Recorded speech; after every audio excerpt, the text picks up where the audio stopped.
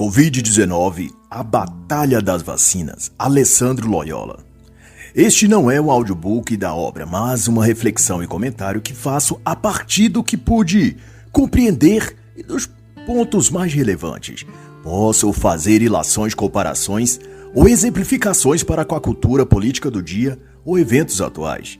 O autor, polêmico, corajoso e dotado de uma sabedoria e clareza invejável, é médico, palestrante e escritor com mais de 20 livros publicados. Desde o início do evento sanitário chinês, de 2019 em diante, ele está no centro das mais virulentas discussões acerca das chamadas medidas preventivas do imunizante vacinal, lockdown e, mais recentemente, da questão do passaporte sanitário.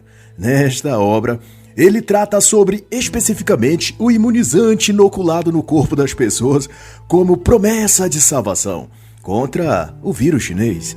Aquele mesmo que começa com V e termina com A, mas que repeti-lo aqui incorre em censura pelo Google e YouTube. O assunto aqui pretende analisar e expor os efeitos, eficácias e consequências do imunizante da salvação. Mas repare que enquanto censuram o médico Dr. Loyola nas redes sociais, YouTube, etc., a verdade vai ficando cada vez mais difícil de esconder. Alegam que o Dr. Alessandro propaga informações falsas, fake news, mas o que fica evidente é que ele apresenta questionamentos e evidências que vão contra as narrativas hegemônicas dos que administram as plataformas digitais. E para corroborar essa assertiva, pense você mesmo no fato a seguir e reflita se algo não está desencaixado da narrativa oficial em toda essa controvérsia. Reflita.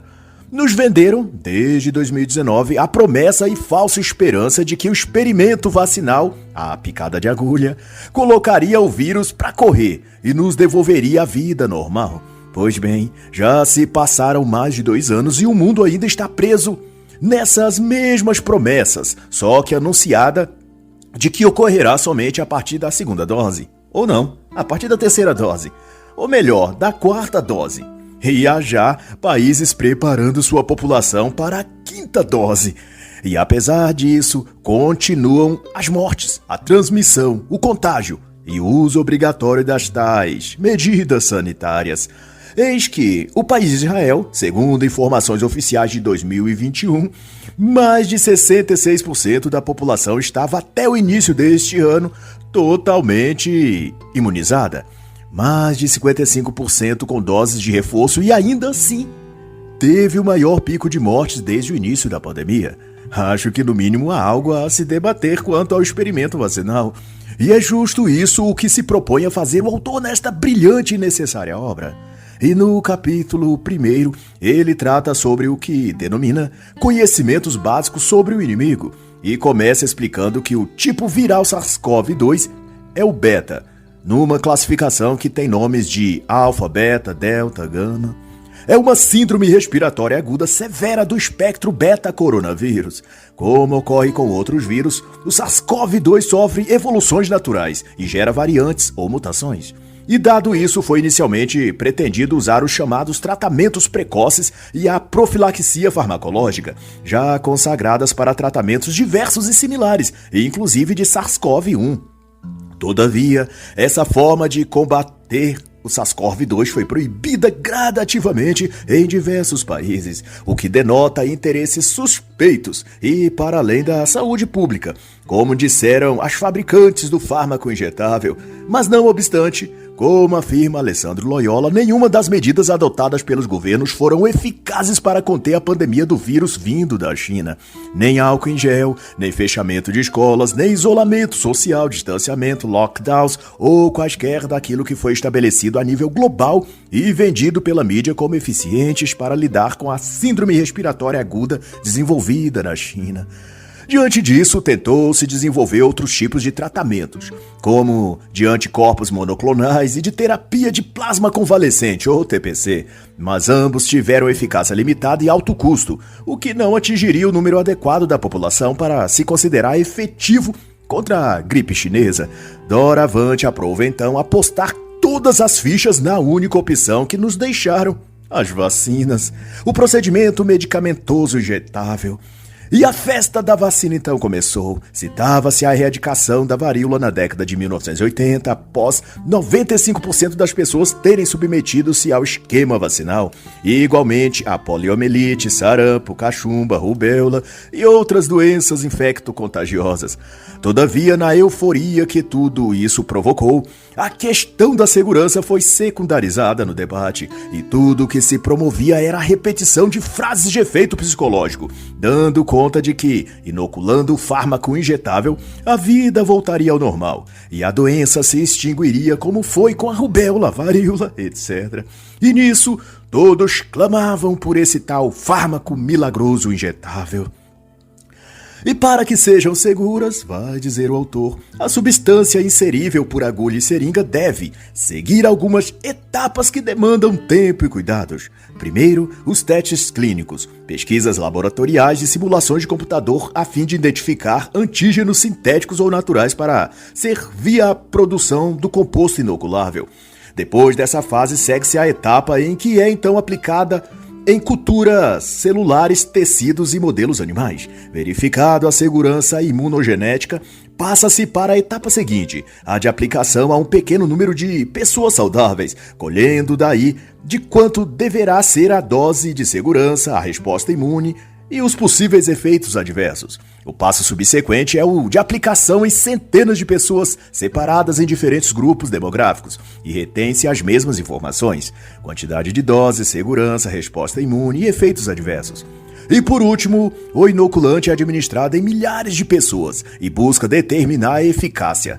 Nessa fase, compara-se grupos vacinados a não vacinados e o imunizante é submetido à revisão final e aprovação pelos organismos de vigilância em saúde.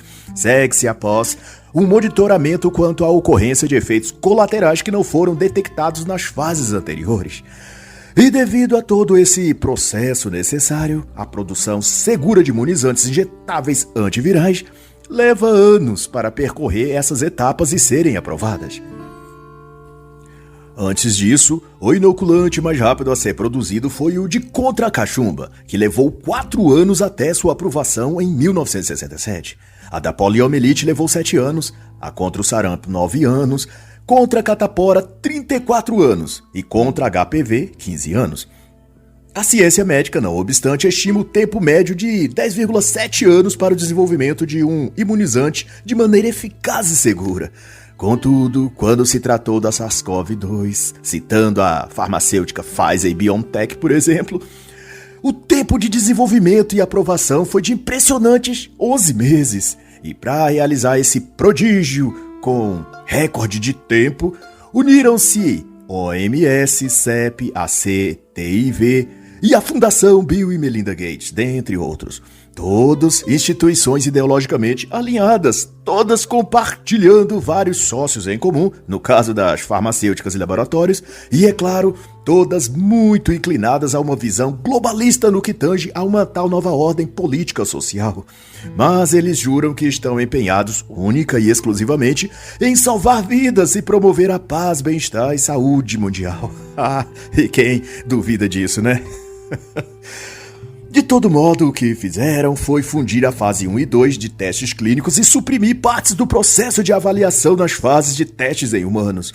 Esses atalhos foram nomeados de Operação de Velocidade Dobrada, em inglês, e contou com investimento de 12 bilhões de dólares do governo americano. E como resultado, como acentua o autor, nos primeiros 5 meses após a pandemia ter sido decretada, já tinham surgido no mercado 30 Ainizanrei, que é o equivalente em chinês do termo imunizante, que corresponde aqui àquela palavra proibida que começa com V e termina com A.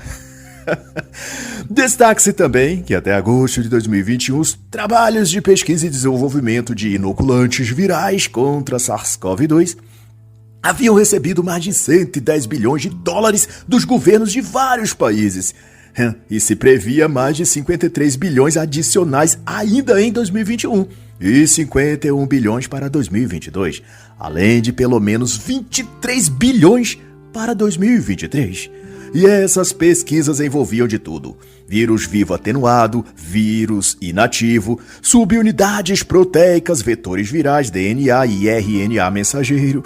E apesar dos estudos preliminares terem mostrado que, para controlar o surto de SARS-CoV-2, um imunizante deveria ter eficácia de 70% acima. Para surtir efeito populacional, os órgãos reguladores passaram a aceitar a eficácia de pelo menos 50%. Seja como for, quanto aos tipos, tem-se do tipo vírus vivo atenuado. Esse tipo de inoculante, expressão aproximada em chinês do que seria em português inoculante, foi o escolhido no caso de para contra a febre amarela. A de bactérias atenuadas, por sua vez, foi usada para combater a tuberculose, a BCG. Essas tecnologias de desenvolvimento de imunizantes já são consolidadas há mais de um século, enquanto outras, escolhidas para o combate da SARS-CoV-2 chinesa, são métodos experimentais totalmente inovadores ou bem menos consolidados pela ciência infectológica. A tecnologia de vírus inativado, por sua vez, são usados contra a polio, influenza, raiva, hepatite A, e não incorre no risco de o organismo replicar a doença como em outras tecnologias, como a de vírus ativo. Não possui o ponto fraco de a fabricação ser lenta e requer doses de reforço regulares, mas como ponto forte de tornar, em tese, a resposta de defesa mais completa. Usando essa tecnologia estavam, até meados de 2021, a Coronavac, a Sinopharm e a Covaxin. Sobre a Coronavac, estudos da fase 1, 2 e 3 mostraram resposta satisfatória. Só ocorre, no dizer do autor, que nenhum desses estudos analisaram adequadamente a imunidade celular promovida por linfócitos T, que é essencial para determinar a imunidade de longo prazo e risco de A/D, que se trata da replicação de doença ou, no termo técnico, de anticorpos intensificadores da doença. Em janeiro de 2021, testes adicionais com a Coronavac tinham apresentado eficácia de 50,38%. E para a segunda dose, de acordo com estudos de abril de 2021, envolvendo 43.774 adultos, a eficácia foi de 41,6%, a partir do 14º dia de vacinado em diante nos casos sintomáticos. Já a Ininizanrei, Sinopharm, também produzida na China e aplicada em cerca de 45 países no mundo, foi testada até 2021 apenas até a fase 2, oficialmente ao menos. Na fase recrutou-se 192 participantes entre 18 a 80 anos de idade, e 29% desses mostraram sofrer de efeitos adversos de leves a moderados. Na fase 2, participaram 448 pessoas entre 18 a 59 anos, e 23% tiveram igualmente efeitos colaterais leves a moderados. A Covaxin, da Bharat BioNTech, da Índia, que esteve no centro de uma polêmica envolvendo o governo diurno no ano de 2021 e alguns parlamentares de má fama, e endossado pela lamacenta CPI da Covid, do moralmente imundos Renan Calheiros e Omar Aziz, esse imunizante mostrou-se capaz de produzir boa imunidade nos testes pré-clínicos. Estudos da Lancet deram conta de que, igualmente, as fases 1 e 2 dos testes clínicos resultaram em respostas seguras e eficazes quanto à imunidade humoral e celular. As fases conclusivas dos testes de fase 3 em março de 2021, envolvendo mais de 25 mil participantes, demonstrou eficácia de 81% na prevenção de SARS-CoV-2, após a segunda dose e efeitos leves a moderados quanto aos colaterais, e de 0,5 considerados sérios. Nas de tipo subunidade proteica, ao invés de injetar um micro-organismo inteiro para estimular uma resposta imune, como fazem os imunizantes de vírus vivo atenuado e de vírus inativo, esta utiliza fragmentos do micro-organismo. E se as de vírus vivo atenuado e de vírus inativo podem provocar a própria doença, no caso chamado efeito A/D, a de subunidade proteica, são seguras nesse sentido. Inoculantes contra hepatite B, coqueluche, gripe comum e HPV são desenvolvidas há décadas com essa tecnologia. São também consideradas na medicina como estáveis, devido a apresentar baixo risco de colaterais graves e nenhum risco de interação ou integração genética. A Novavax dos Estados Unidos trabalha com essa forma de produção. Foi testada na fase 1 e 2 em dezembro de 2020 e considerada de boa resposta imune. Em janeiro de 2021, novos testes no Reino Unido também mostraram que era eficaz em 85% e 60% no caso de variantes no Reino Unido e África do Sul. Em setembro de 2020, a fabricante tinha iniciado os testes de fase 3 com 15 mil participantes adultos, e em novembro tinha iniciado outro estudo com 33 mil participantes. Mas até 2021, esse imunizante ainda não havia recebido oficialmente a aprovação dos órgãos de saúde internacionais. Outro exemplo de imunizante que segue o mesmo tipo de tecnologia da Novavax é a da GlaxoSmith, da França e Reino Unido. Os testes de fase 1 e 2 foram considerados insatisfatórios e os de fase 3 só devem sair o resultado em janeiro de 2023. As do tipo de vetor viral consiste numa tecnologia que entrega um código genético, como se fosse uma receita para que suas células produzam uma substância imunogênica. Consiste em produzir proteínas spike, a proteína S, como ocorrência se o organismo da pessoa tivesse sido infectado pelo vírus SARS-CoV-2. Em tese, isso desencadearia uma resposta celular dos linfócitos T e a produção de anticorpos pelos linfócitos B. Imunizantes desse tipo foram antes testados contra Zika, HIV, malária e ebola e são considerados complexos e caros, porquanto se o indivíduo já tiver células de defesa e anticorpos contra determinado adenovírus, pode ocorrer uma reação contra ele, provocando reações adversas dos pretendidos. A AstraZeneca, Oxford, Johnson e Sputnik V utilizaram dessa plataforma de pesquisas. Estudos divulgados da AstraZeneca informaram a eficácia de 79% a 100% nos testes de fase 1 e 2, desde casos sintomáticos, variando até a incidência de doença grave e hospitalização. A Janssen, da Johnson & Johnson, em dose única apresentou eficácia de 66% a 100% contra formas graves da doença nas fases de testes 1 e 2. Os testes de fase 3 não estavam concluídos até agosto de 2021. 56 países estavam a utilizar essa forma de vacina contra a gripe da China e suas variantes, quanto a Sputnik V da Rússia estava a ser usada em 70 países, e nas fases 1 e 2 dos estudos tiveram efeitos colaterais leves e na fase 3, eficácia de 91,6%. As de RNA mensageiro registra-se que antes da SARS-CoV-2, o imunizante jamais tinha sido autorizado para uso em humanos que fosse do tipo RNA mensageiro. Desse tipo, utilizam a Pfizer, a Moderna e outras que ainda não foram aprovadas, sendo produzidas na Itália, Japão e até Uganda. Igualmente, as do tipo de DNA nunca antes tinham sido assentidas para humanos, ou aprovadas para esse uso pelo menos. Cavalos, porcos e cães foram animais que receberam autorização para uso em massa desse tipo de inoculante, até vir a peste chinesa e isso ser estendido para os seres humanos. A grande questão, porém, envolvendo esse procedimento injetável, é que ele apresenta o risco de integração genômica, promovendo, dentre outras possibilidades, o aparecimento de câncer ou até mutação genética. Mas Alessandro Loyola enfatiza que, apesar disso, até agosto de 2021, imunizantes de DNA contra a SARS-CoV-2 ainda estavam em estágio de testes, sem ser autorizadas, nesse caso, para o uso em humanos de forma massiva. O Dr. Alessandro também dedica um capítulo a discorrer sobre a performance dos inoculantes contra a Covid no mundo e no Brasil. E destaca que, apesar da história e comoção pública patrocinada pela imprensa, toda a histeria, 99,5% dos humanos vivos, como diz ele, sobreviveram à passagem do vírus pandêmico, o que denota que o terror e desespero que vimos por toda parte era apenas um balão de ensaio para injetar o caos, enfraquecer a resistência psicológica e moral das pessoas e vender, como sempre fazem, a solução mágica, que neste caso foi o imunizante salvador. Que a esse ponto já se tornou o ídolo espiritual de milhões de devotos da vacina em todo o mundo, que a veem como a verdadeira, exclusiva e legítima fonte de salvação da humanidade. E que o passaporte que comprova a inoculação dessa substância divina não apenas é a comprovação de que a pessoa passou pelo rito de passagem, mas também o comprovante e símbolo máximo de que ela agora faz parte de um seleto grupo de gados de valor, um rebanho especial.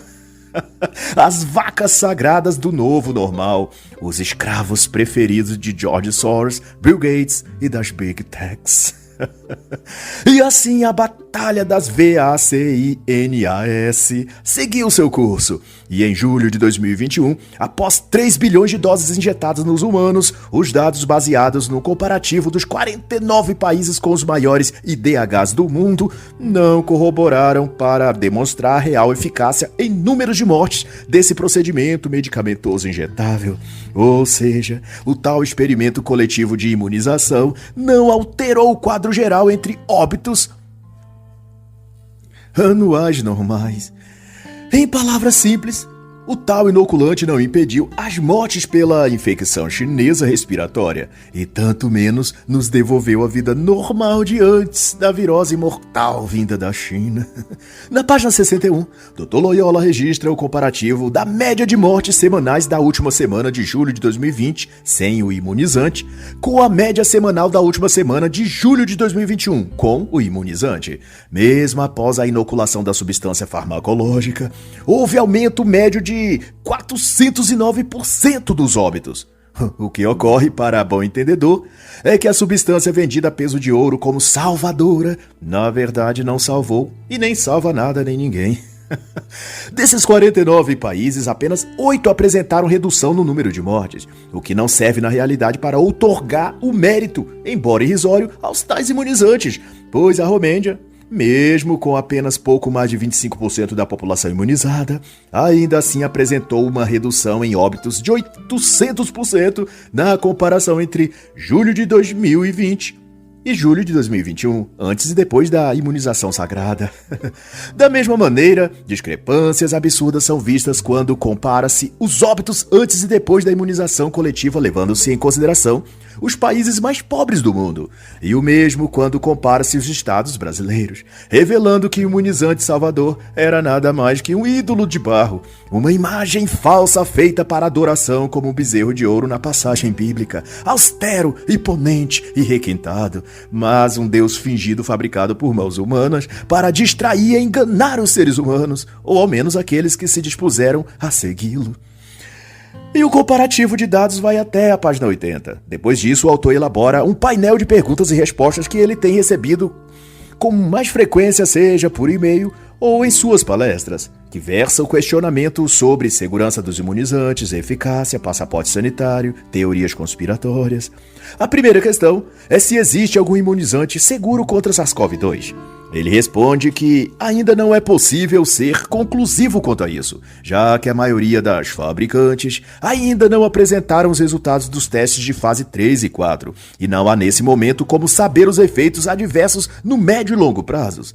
Do ponto de vista médico do autor, as de tecnologia de vírus inativo e de subunidade proteica são as menos arriscadas. E quando perguntado se algum inoculante farmacológico pode afetar o DNA, ele responde que as de vetor viral e de DNA podem levar à integração dos genes do imunizante ao genoma da pessoa vacinada, causando doenças como câncer. A imunização com tecnologia sanitária do vetor viral causa trombose? É outra frequente pergunta. E como resposta, Dr. Loyola diz que um estudo randomizado em abril de 2020, com 1.012 pessoas com os imunizantes da Pfizer e AstraZeneca, revelou que 84% apresentaram sintomas desde reações alérgicas à elevação dos níveis sanguíneos de dímero D, o que é um marcador para detectar tromboembolismo venoso. E em agosto de 2021, mais de 20 países haviam já relatado transtornos de coagulação a esse tipo de imunizante. Quem não toma a imunização coloca outros em risco? É outra pergunta. Dizer que pessoas não imunizadas, responde ele, representa um risco para pessoas imunizadas é o mesmo que afirmar que uma pessoa desarmada representa uma ameaça a um destacamento de tanques de guerra armados até os dentes.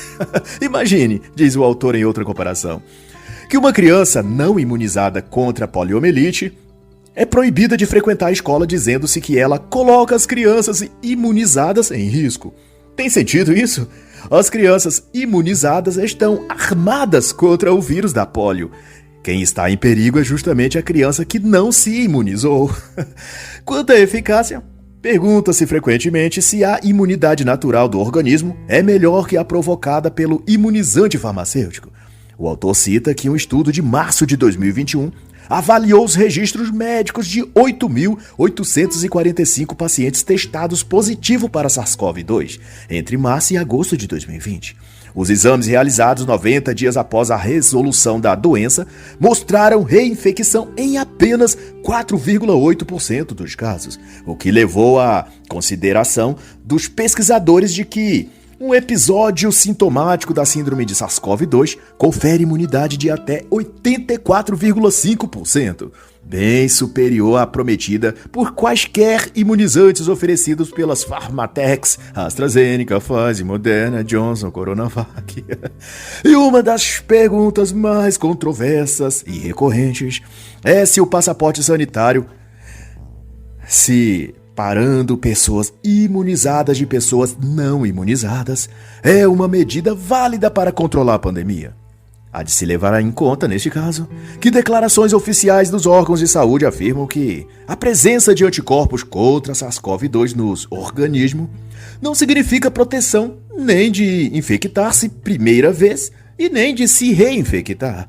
Soma-se a isso o fato de que, não há uma medicação ou imunizante, de acordo à FDA americana, em parecer de junho de 2021, capaz de prevenir contra SARS-CoV-2. 2. As pessoas imunizadas deixam de estar protegidas em até 6 meses. E 3. Nenhum exame pode mostrar quem está protegido ou não. Dado esses fatos, qual o sentido de separar as pessoas em vulneráveis e devidamente protegidas ou imunizadas? Em 6 meses, por exemplo, todas estariam igualmente vulneráveis aos vírus. E mesmo as imunizadas, ainda que mostrem ao vírus seu passaporte vacinal, ainda assim o vírus pode ignorar esse pedaço de papel e infectar o gado idólatra do imunizante. E entre idas e vindas, entre mortos e feridos, o autor conclui que há de se discutir nessa temática o fato também de ser e qual agenda pode estar por trás de tudo o que está acontecendo no tocante à batalha de vacina. Passaporte sanitário, aceleração de fase e uma verdadeira onda de propaganda midiática em torno da questão. Muito ao contrário do que os idólatras vacinais e a mídia afirmam, de que a rapidez na produção dos imunizantes foi um sucesso da ciência, talvez tenha sido apenas um sucesso da domesticação da consciência de todos e uma subjugação psicológica em massa. No melhor estilo descrito por Gustave Le Bon, em Psicologia das Massas. E para não perdermos o sentido totalmente, cito aqui uma das célebres frases desse autor, e que você, amigo leitor, possa então refletir.